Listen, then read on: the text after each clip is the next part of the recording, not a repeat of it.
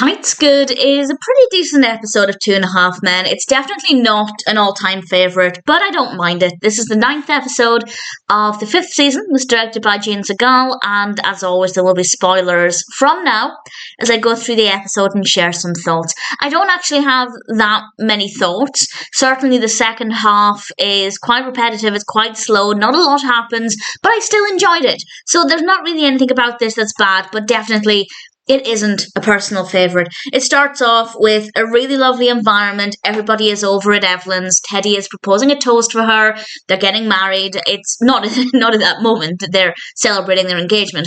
And then Courtney arrives, Teddy's daughter. She's played by McCarthy-Wahlberg.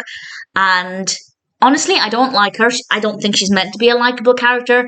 But I did like what she brought to the episode. Obviously, immediately, Charlie thinks she's attractive. So does Alan. Alan has a pretty good pickup line about seeing a chiropractor. I have to say, I quite liked it. And Charlie tells Teddy that his wedding present to Teddy and Evelyn is that he will not hit on Courtney. And actually, to his credit, he seems to mean that, at least to begin with. We're then over at the house and Courtney phones. Alan answers the phone. They have a pretty, I guess, a pretty interesting conversation about the migraine and IBS. And then he hands the phone to Charlie, and Courtney wants to show him a Bentley that she's trying to sell him. So eventually he agrees, and he sits in this car, and it's very clear that she's coming on to him. And again, to Charlie's credit, he's trying to resist this temptation, and I have to give him credit for that. And then, while he's with Courtney, Teddy calls to make things a little bit more awkward. And again, Charlie is still resisting. He's back at the house, and Courtney arrives at the door with keys to the Bentley. And suddenly, Charlie can no longer resist. And 18 hours or so later, Berta comes into the kitchen and Alan is there, and this genuinely did make me laugh out loud. This, for me, is probably the funniest moment in the whole episode, because Berta just breezes in and says, "Is your brother still in bed with his sister?" And just the way she said it, the delivery of the line, I just thought was fantastic. And yes, Charlie is in bed with Courtney. And then Evelyn and Teddy arrive. And this is basically the rest of the episode. Pretty much the bulk of the second half is what happens next. And it is a little slow and it is a little repetitive, but again, I didn't mind it. I didn't think it was the funniest thing in the world, but it was quite well done.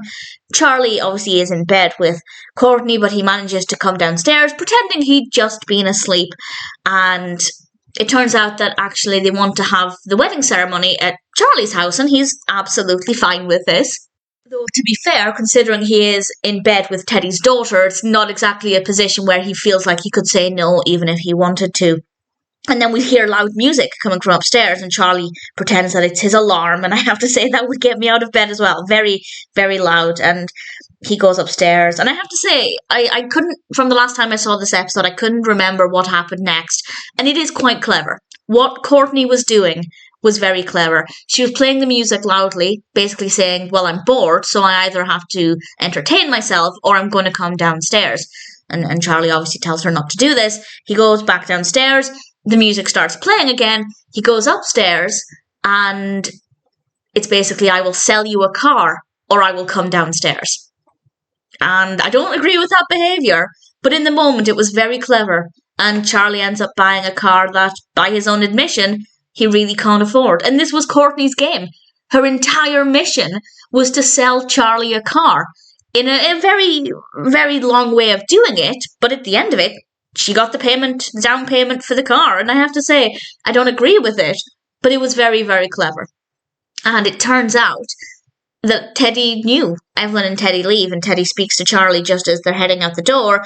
And Teddy had seen Courtney's car when they came in, and he knew.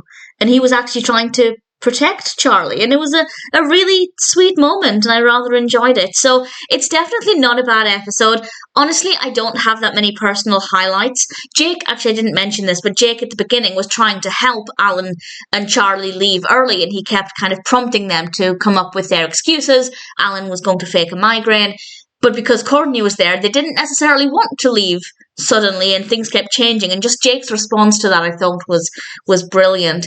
And as I said, I don't like Courtney, but I did like what she brought to this, and I did think it was very clever with her entire mission being to sell Charlie a car and knowing that ultimately Charlie wouldn't be able to resist. So, and also Teddy being there for Charlie at the end. So it's a good episode, definitely some really good moments.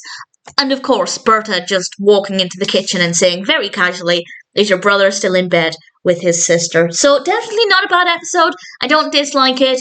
It's not the funniest, and I do think the second half was maybe a little slow. But that being said, I'd say Tight's good. It's still a pretty decent episode of 2.5 Men.